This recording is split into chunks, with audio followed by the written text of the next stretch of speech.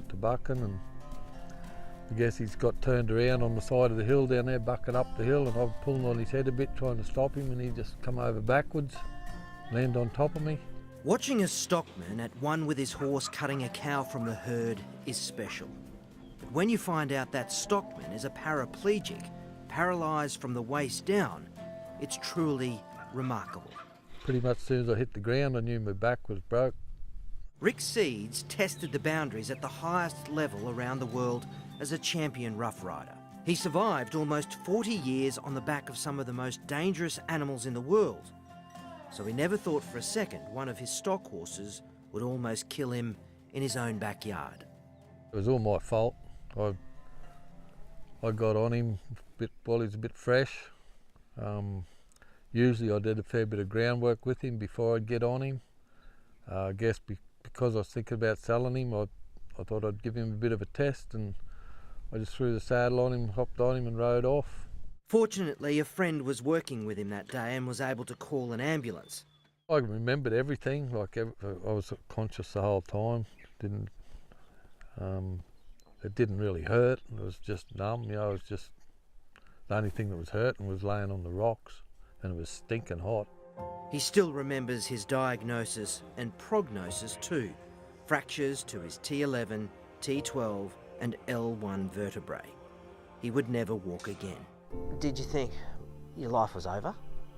Yeah, I did. Right at the start, I did them first few days. That's how I felt. I thought, what's the point? And, I was just, I was very upset and very angry at myself. I wasn't angry at anyone else, I was angry at myself for what I had done.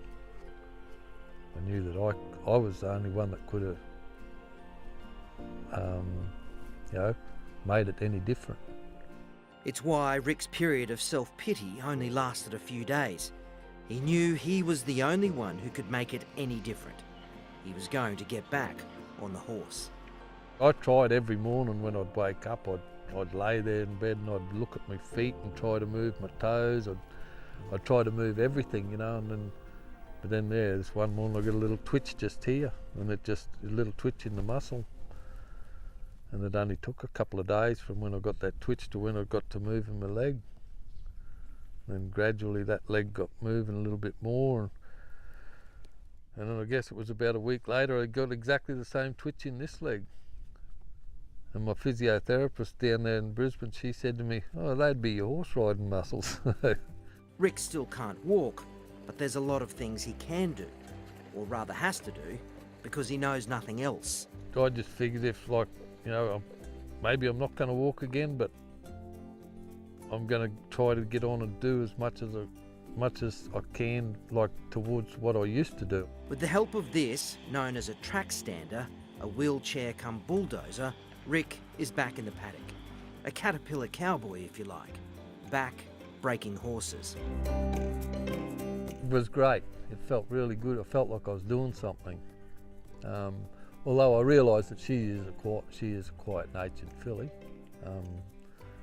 But I got more here that I wanted. When I get things a little bit better set up, I'll have a go at them. There's a few more here to do.